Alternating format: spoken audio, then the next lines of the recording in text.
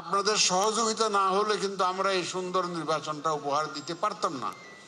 আমরা আপনাদের কাছে অত্যন্ত কৃতজ্ঞ, দেশবাসীর কাছে কৃতজ্ঞ, রাজনৈতিক নেতৃবৃন্দের কাছে কৃতজ্ঞ এবং রাজনৈতিক দলের কাছে কৃতজ্ঞ, ভোটারদের কাছে কৃতজ্ঞ। আমার যে ল এনফোর্সমেন্ট এজেন্সির প্রায় 17 লক্ষ লোক কাজ করেছে, আমাদের ভোট কালেক্টর যারা ভোট কালেক্ট করেছেন এবং আইন শৃঙ্খলা বাহিনীর প্রায় 9.5 লক্ষ মিলিয়ে প্রায় 17.5 লক্ষ লোক এখানে কাজ করেছে এই ভোটে।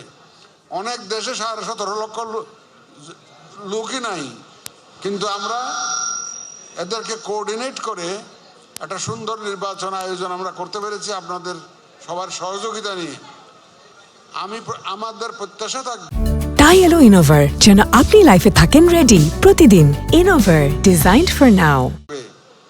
এই যে একটা সুন্দর নির্বাচন হলো, আমি বলবো না যে এটা পারফেক্ট নির্বাচন। পারফেক্ট নির্বাচন কোথাও হয় না। আমি আমেরিকান নির্বাচন দেখেছি, আপনারাও দেখেছেন, অনেক ধরনের সমস্যা সৃষ্টি হয়।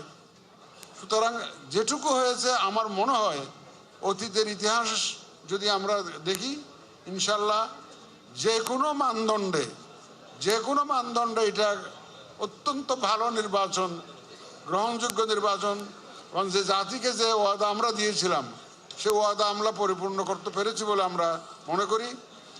এখানে একটা বিষয় বলে রাখা ভালো, যেহেতু একটা রেফারেন্ডাম একটা আছে আমাদের একসাথে, ভোট গুনতে একটু সময় লাগছে, পোস্টাল ব্যালট বিষয়টা আছে, একটু ভোট গুনতে সময় লাগছে।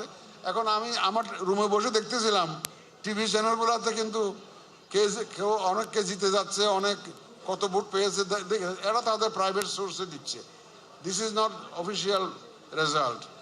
আমরা অফিসিয়াল রেজাল্ট যা পাচ্ছি, আমাদের কাছে যা এসছে পর্যন্ত, আমাদের সিনিয়র সেক্রেটারি মহোদয় এগুলা ঘোষণা করবেন।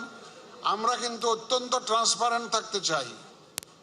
আমরা কোনো লুকোচুরিতে বিশ্বাস করি না।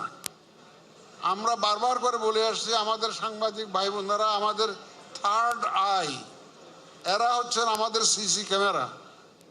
এদের ক্যামেরার তলে আমরা সব কিছু সমাধান করতে চাই।